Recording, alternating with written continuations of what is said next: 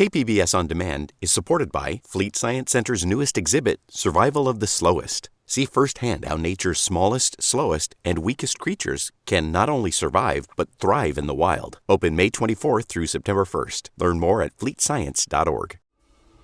For the first time publicly screened in over 20 years, we present to you Antrim, the deadliest film ever made. Horror movies. They're often the scapegoat in debates about violence, with politicians pointing a finger at the genre and urging for Hollywood to cut back on gore, violence, and stories that take viewers out of their comfort zone.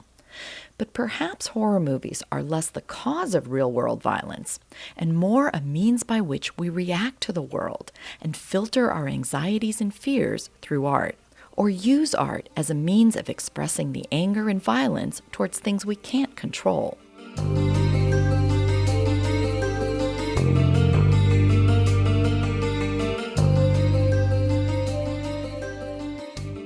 Welcome to another edition of listener-supported KPBS Cinema Junkie podcast. I'm Beth Accomando. Today I'll be talking about all things horror with Miguel Rodriguez, founder and executive director of Horrible Imaginings Film Festival. I was there when the festival began in San Diego, and last year it moved to the Frida Cinema in Orange County. This year it celebrates its 10th anniversary of bringing a diverse array of horror to the screen. I'm going to take a short break so you can prepare for the terrors that await you. And here's a little more from the film Antrim to put you in the right mood for talking about horror. Since the dawn of cinema, we've been making movies about hell and the devil. And they've been just films. So they've been safe. Antrim is not safe. KPBS On Demand is supported by Fleet Science Center's newest exhibit, Survival of the Slowest. See firsthand how nature's smallest, slowest, and weakest creatures can not only survive, but thrive in the wild. Open May 24th through September 1st. Learn more at fleetscience.org. Miguel, Horrible Imaginings Film Festival is entering its 10th year. And this year, as usual, you have quite a few selections. In watching some of the films, because I'm one of the judges, so I'm getting to see a lot of the movies that you are running. Full disclosure. Yeah, full disclosure, one of the judges. But one of the things I've noticed this year, and it's not something that's particularly new, but I think just seeing a number of films in a row that were similar brought this to my attention. But there are a number of films this year that work without dialogue. And they're not silent films in the sense there's no soundtrack to them at all, but I wanted to talk to you a little bit just about what it is about horror that I think does lend itself to this kind of wordless narrative and makes it very kind of global and international, because you can show that anywhere without subtitles. Well, I think there are a couple of things going on. I'm glad you brought up the international aspect. I think one of my favorite dialogue-free short films that we have is from Mexico. And it does make it universal. And one thing that we're trying to show is that we can come together. Different types of people can come together because of fear is so universal, the emotion is so universal. So there's that aspect. But also there's just something about the leaving out words that kind of makes it a little more nightmarish. It makes it a little more ethereal, a little less real. Dialogue and words tend to ground things in a way that makes them, potentially it makes them familiar and a little less scary. Whereas without the dialogue, it has this effect that maybe you're dreaming, maybe something is askew that is a little hard to describe. And if done correctly, it can be very effective. It could also be a detriment if not done correctly. So I will say that, of the hundreds of submissions we got, we also noticed a trend. There were quite a lot that had no dialogue, that were just soundscape and image, and tried to blend those in a way to give something powerful. and there were many that we had to decline. So it's not an easy thing to do, even though it seems like it could be. So yeah, I think that it just is a good effect. I like horror as kind of a campfire, a communal campfire narrative where people get together and share something that might be uncomfortable, and not being able to talk is uncomfortable. Well, it also really lets the music and sound design shine in those films, and those are elements that really are key to horror. Yeah, I mean, I think if you skimp on the sound design, then any sense of tension is gone. Bringing that to the forefront is very important. And for the ones that we chose, I think that sound is absolutely a key element, possibly more so than the images even. Well, I know you're not showing Mindhunter, which is a series on Netflix, but having just watched that, there were a couple of interview scenes which are strictly dialogue, and nothing really horrific happens in the sense of what you see, but the soundscape that was going on underneath those interviews, it was some kind of hum or drone that just kind of pulled you to the edge of your seat and made you so uncomfortable. Yeah, there's a name for it that I can't think of it, but there's a particular frequency that just gets under your skin. And a lot of these types of films, Mindhunter being a very genius element of this, takes advantage of that. Sometimes it's almost imperceptible. You just feel it in your chest. Yeah, there's just something about it that it appeals to your emotional core in a way that is more effective than someone just talking.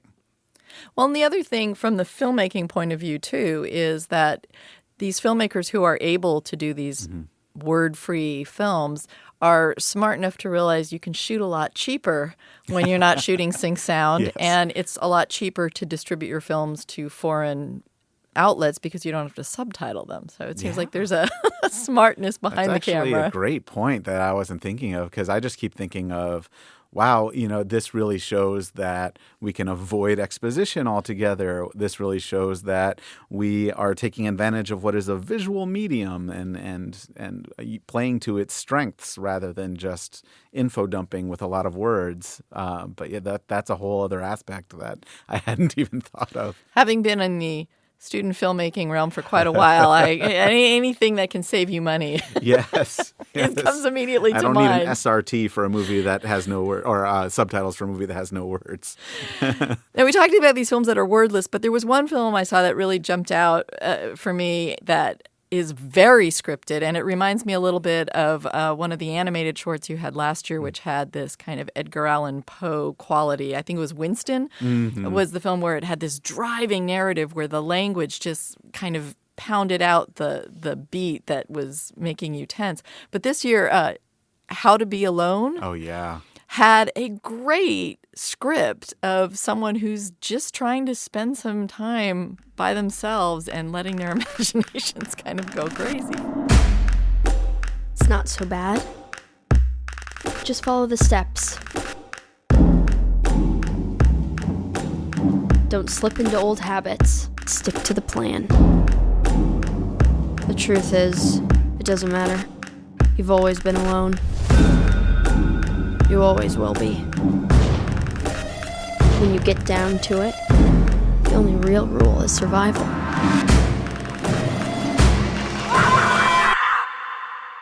Call something harmless and watch it destroy you.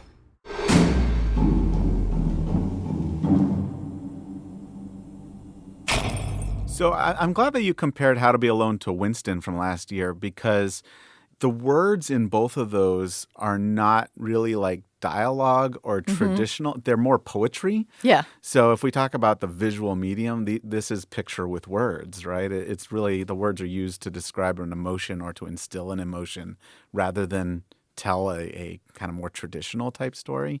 And that one will be interesting. That was actually written and directed by one of the writers from Stranger Things, the show. But, I like it better even than the show Stranger Things. So I'm excited to show that one. Well, and both of those use the dialogue, actually, I think, to set the pace. It's almost like editing. It sets a beat, and it just drives it in such a way that you feel tense just listening to the words. Oh, yeah. And the acting's great, too, because I think you've got the Micah Monroe from It Follows is the lead in that. And for the most part, she's alone in a room. And yeah, in a way, that's the opposite effect. The words are what build the tension. I love that's a great point to bring up after our last conversation. And this just goes to the diversity of the films you program. Your program starts Friday, August 30th, and you open with some young filmmakers. Now, this is really exciting to me because seeing the next generation or even the next generation is always great. And it's amazing to me how kind of eloquent and talented some of these young filmmakers are. How difficult was it to choose some of these? Oh, we got a bunch, but some really stood out. There's one called Butterfly by a young filmmaker named Ella McKeon that I just cannot wait to share with people because not only is it really well made, but it is a film with purpose. And I think for a lot of filmmakers, that's the hardest thing. What is the purpose of making this film? We call that Future Fears, that block, and I'm also really excited about it. And we partnered with a local education group called Creating Creators in Santa Ana. So we were able to get some content from the local high school. So not only are we showcasing young, and we're talking middle school aged filmmakers, but we're also showcasing from the area, some of them. Not all of them, but some of them. So this is something I've actually wanted to do for a long time. And we've always had a youth and student program, but nothing this focused. And this is one of the things I'm most excited about. And I think one of the things that's impressive is that although they may not have the highest production values or the largest budgets, it just proves that if you really have something to say and think about how you want to say it, you don't necessarily need those things, that you can overcome those kind of shortcomings to deliver something with a really powerful message. Oh, yeah. Oh, absolutely. And it transcends their age, a lot of them. You forget you're just watching a story. And the fact that some of these films by these young filmmakers deal with important and real issues kind of dovetails into something you've done for a number of years at the festival, which is this sidebar of Horror for Humanity. And this year you continue that, and you're not just showing films, but you're having a panel with the filmmakers. So what can people expect from this Horror for Humanity panel? Well, what I really want to focus on for the conversation is talk about how the genre lens, whether that's horror or suspense or thriller, can be a potent way to express real-world anxieties. What about it is potent? And I feel like now is an interesting time to really delve into that conversation because it's become a little more mainstream that that's possible. Now, I don't think this is a new thing. George Romero was doing it in the late 60s and 70s. Arguably, Edgar Ulmer's The Black Cat back in the 30s was a commentary on World War I. So this has always been there. But lately, you hear a lot of talk, well, now horror can be sociopolitical because of Get Out. This is becoming more mainstream conversation. So I wanted to focus on that specifically, not just to show that it's always been there, but to give some filmmakers a chance to explain why they thought it was right for what they wanted to do. We have one film called What Daphne Saw, and it kind of tackles two different sociopolitical anxieties, one of which I will say is human trafficking, which is a huge problem right here in Southern California. And this film was partly produced by a group called Not in Our City. So we will have representatives from that group to talk about it. So it's one thing to make a film to kind of build awareness around this problem, but this is like a science fiction thriller. Mr. Sanford, this is Daphne. She'll be your domestic companion for the next 5 years, as stated in your lease. She can't speak at all, or make a sound, or feel. Generally, they commit crimes that would have once resulted in the death penalty or life in prison. Good there's nothing out there. Thinking women are dangerous.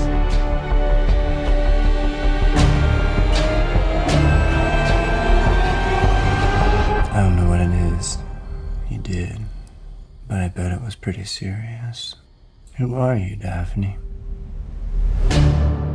Why build that awareness via this genre? And that's something I'm really personally interested in, and I think it's worthy of conversation. So that's what that will be about. So you have a special panel for Horror for Humanity, but that doesn't mean that only those films occur in that one panel. You have these kind of films that deal with social issues sprinkled throughout the festival. And one of the things that did seem to come up in a number of films was using horror to deal with specifically gender issues. And that seems to be something that's been popular recently. And I don't know if you see any reason for that particular trend. Well, I mean, I think it's kind of an obvious answer to say, this is kind of a reaction to a post-Me Too world. When we were going through a lot of the submissions and I was going through some of the ones I liked, it was just, when we look for films that are made with a purpose, obviously these jump out.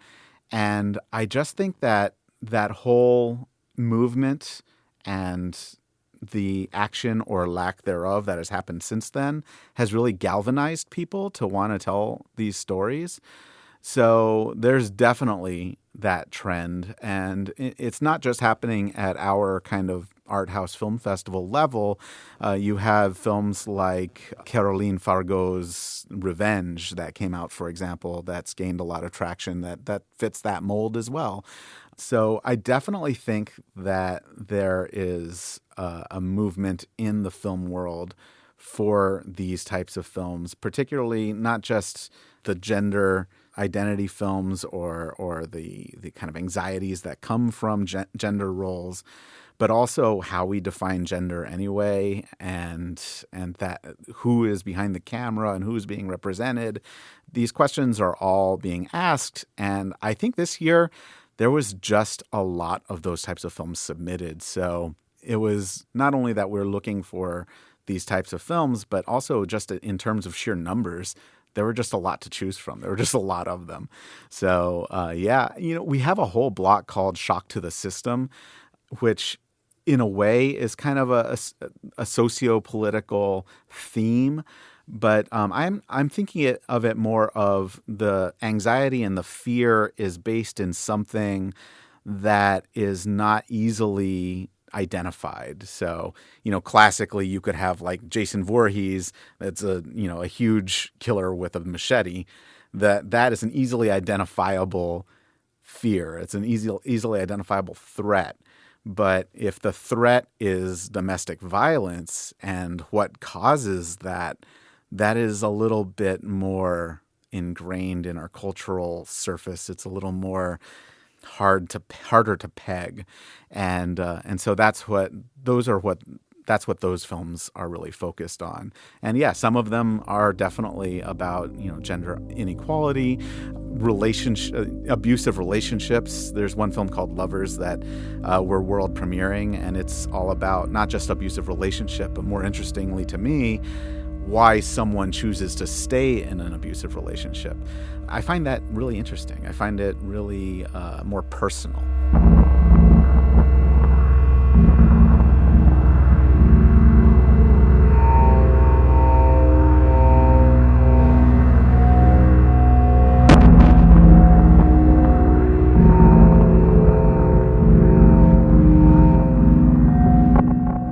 That was some of the soundscape from the film Lovers that will be screening at this year's Horrible Imaginings Film Festival. I'll be right back after this final break with more of my interview with Miguel Rodriguez.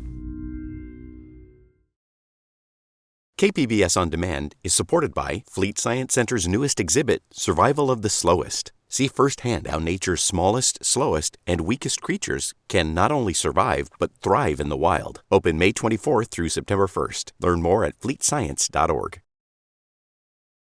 Well, we have a mutual friend in Michael McQuiggan who programs Film Out. And a few years ago, he did his first track of gay horror films just as a separate sidebar. And one of the things I noticed with those selections was this shift in the tone of the horror from the gay characters being victimized to the gay characters being the ones who are either in control, getting revenge, or appear to be the victim at first and then turn and become, either the villain or the one exacting revenge. And it seems like with a lot of your films this year, too, that there does seem to be that flip where the characters that 10 years ago might have been used as the victim in a horror narrative are now the ones kind of being the catalyst and taking charge. Yeah, a couple of years ago, we had a theme that I called dark fantasy, or so there are two sides to what horror could be. One is just showing us something that is scary to us, but the other is kind of living out this fantasy that, we wouldn't want to necessarily bring to reality, but some of us want to be the person with the machete, And I think that there's a dark fantasy aspect to that is uncomfortable to talk about, and you certainly wouldn't admit that at work per se, talking to your boss. But if you're going to get something off your chest and use the cinematic medium to express why you're angry about something or why something causes you anxiety, maybe you put yourself in the role of the antagonist. Maybe you put yourself in a more villainous or, I guess, violent role. I think that there is something to be said for that. Well, and one of the other things that comes up to seeing some of these films and seeing some of these trends is that we now seem to have in this post-Me Too movement a shortcut that filmmakers take, which is if you present a straight white male, it's almost like filmmakers feel like they don't have to do any work to make them the bad guy or to make them the villain in the piece. And it seems like this is a new trope that they, not necessarily new, but it seems like it's a trope that is being seized upon right now as kind of this shorthand for like, how do we create something quickly? Right. The cis white male is the mustache that gets twirled. Yes. Yes. I definitely think that's true. I definitely think that is something that we've seen, certainly looking at the submissions as a whole and just looking at films as a whole in general, not just, cis white males. That's certainly true. But also I've noticed a trend of just the 1%, I guess, the bourgeoisie as an easy target too. And that can be fun, but it's definitely something that could be seen as a shorthand. Like there's a film that's coming out now called Ready or Not that's definitely about that. And there's a film that we're opening with a film called Satanic Panic. It's definitely the rich, well-to-do are the immediate villains. It's a lot of fun, but it kind of one thing I like about that one is it turns what we know about the Satanic Panic on its head. This time in our American history where people were really scared of these satanic rituals, taking kids and sacrificing them and stuff. And largely the scapegoats that were supposed to be doing a lot of this were kind of outcasts or teenagers or lower class people or people, people of color. Like it was a way to really scapegoat the other by largely upper middle class or middle class suburbanites who really were scared of their safe bubble being impinged upon. This turns out, in this movie, you've got the woman who the main character is a pizza delivery person. She's definitely a bit of an outcast. She's someone who maybe would have been, she might be a Satanist if we were in 1984. But she goes and delivers pizza to this rich house, and that, lo and behold, they're performing rituals in there, and she has to deal with that. Are you ready to make an investment in your future? Yes! Are you ready to take back what you are owed? Yes! Are you ready to fully commit yourselves to Satan? Yes! Who are you? I'm the pizza guy. Girl? Are you by any chance a virgin? That's a very personal question. She's a virgin. Oh. Whose power unlocks our true potential? Hail Satan! Do you have any idea what's happening here tonight? Hail Satan! They are summoning Baphomet, the big demon from hell. And when that clock strikes 12, he is gonna rip you open.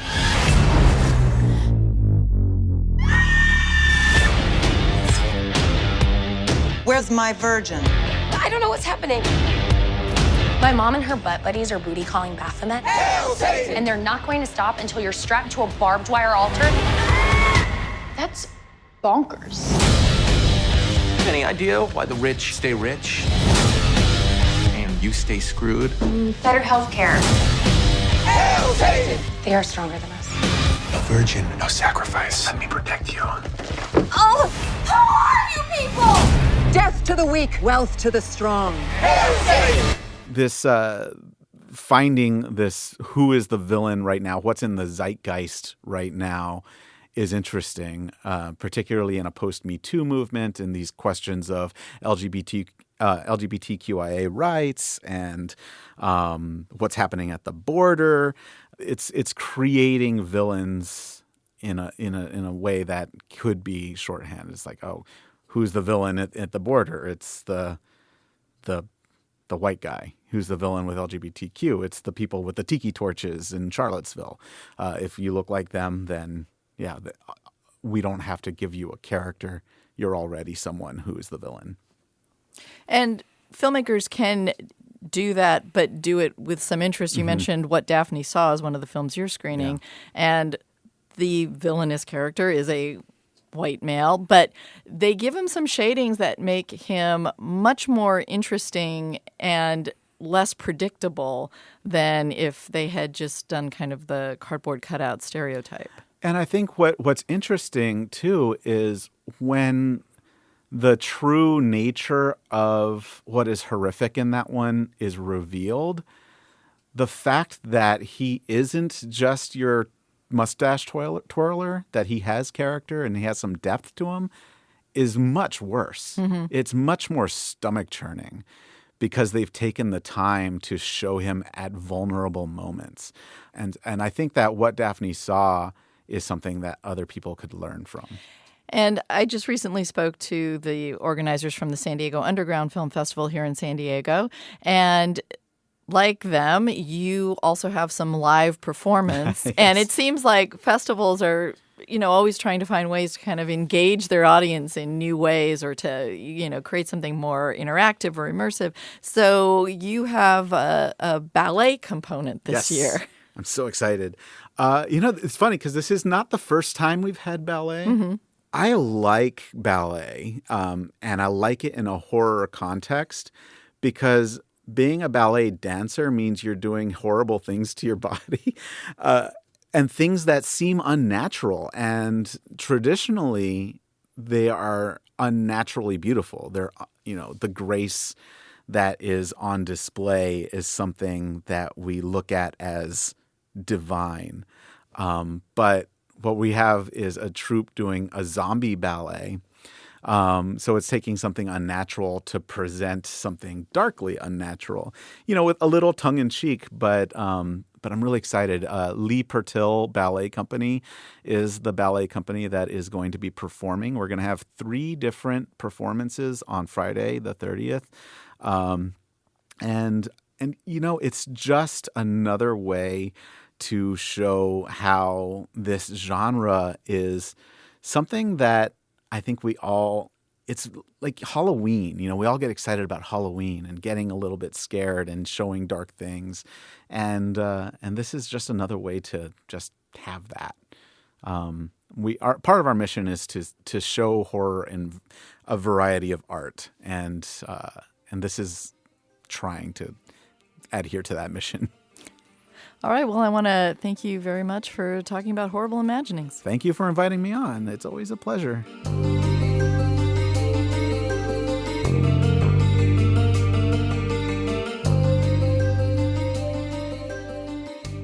That was Miguel Rodriguez of Horrible Imaginings Film Festival.